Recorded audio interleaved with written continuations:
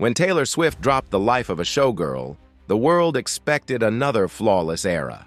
Instead, it got chaos wrapped in sequins. The rollout looked perfect on the surface. Glittering teasers, cryptic lyrics, a dazzling Times Square billboard, but behind the sparkle came a wave of backlash that no one saw coming. Within hours of release, social feeds turned into a battlefield. Some called it her most personal record yet. Others swore it was a parody of her own fame. And in between the praise and the hate, whispers started forming about something bigger: plagiarism, lawsuits, and a pop empire that might finally be cracking. It all began with a single line written in peach lipstick. "Often it doesn't feel so glamorous to be me."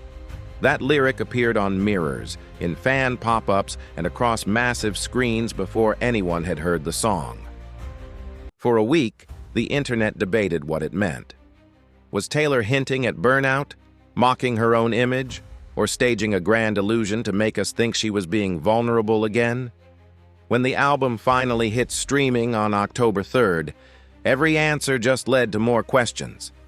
Fans dissected every frame of the visuals, every word of every verse, hunting for secret messages that could decode the mystery. The sound was bigger than Midnight's, but stranger.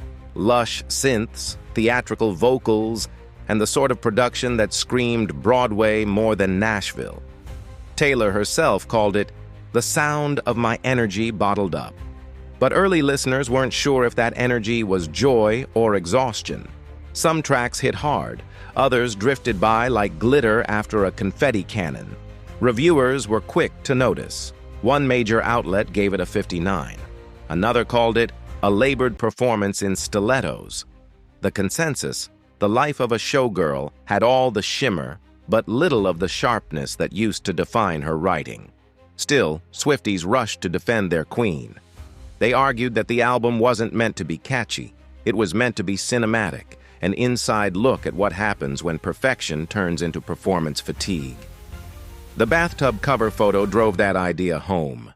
Taylor reclining in crystal-studded fabric, water lapping at her shoulders, exhaustion written across her eyes. She told one interviewer, "My day always ends the same way, no matter the city, a bath, not always in a dress, but always needing to wash the night off." Fans claimed that was proof she was telling the truth. Fame, no matter how glamorous, leaves residue you can't scrub away. But others weren't buying it.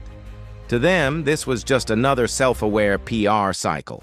"She's selling relatability again," one critic wrote, "by reminding us she's tired of being adored." The tone online turned brutal. Posts mocked her for writing about exhaustion while owning private jets and billion-dollar houses. Memes spread like wildfire. One showing her lounging on piles of cash with the caption, "So not glamorous." Another showing concert crowds under the line, "Please free her from the prison of applause." It was merciless, and yet somehow the backlash only made the album trend harder. By day 2, TikTok was flooded with clips from fans defending her, arguing that people were missing the point. One viral comment said, "It's not about being rich, it's about being human in a machine that never stops." Another compared her to Marilyn Monroe, claiming Taylor had finally captured what it feels like to live as a performance. Those interpretations gave the project a new layer. Maybe The Life of a Showgirl wasn't whining, it was warning.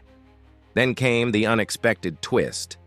A blind item gossip account posted that lawyers representing a legendary musical family were reviewing one of Taylor's new tracks for uncomfortable similarities to a classic hit. Fans immediately guessed it, the Jacksons. Within hours, another rumor surfaced that the Pixies were also considering action over a different song that sounded eerily like "Where Is My Mind?" Nothing was confirmed, but the timing was perfect fuel for the narrative. The story went viral on X, Reddit, and pop culture TikTok before anyone checked the facts. Suddenly, The Life of a Showgirl wasn't just divisive, it was scandalous. Music analysts jumped in, pointing out that in pop, Overlapping chord progressions are common, but nuance doesn't go viral, outrage does. Threads comparing guitar riffs racked up millions of views. One fan edited side-by-side clips that made the similarities sound uncanny, until others proved the tempo had been digitally altered. By then, it didn't matter. The seed was planted. Maybe the biggest artist in the world had crossed a creative line. For Taylor's critics, it was validation. For her defenders, it was a witch hunt. Through it all, Taylor stayed silent. No tweets, no statements, no interviews addressing the controversy. That silence only made people talk more. Was she ignoring it? Strategically waiting? Or letting the chaos drive streams higher? Every move she made, every outfit, every like on Instagram became part of the decoding game. And the theory that nothing Taylor does is accidental gained even more believers.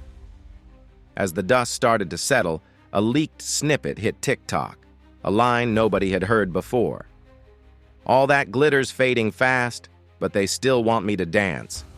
It matched the album's theme perfectly, so perfectly that fans couldn't believe it was a real leak. Theories exploded again.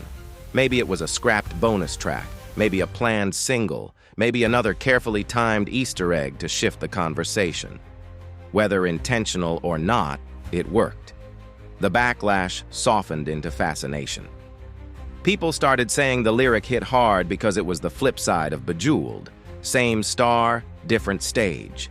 Even longtime critics admitted that for all the noise, Taylor had managed to turn fatigue into fascination. Streams climbed, debates continued, and the lawsuits never materialized. What did emerge, though, was a portrait of a superstar walking the thin line between authenticity and performance. She was tired, but she was also marketing that tiredness better than anyone else could. And in that contradiction, the life of a showgirl found its strange power.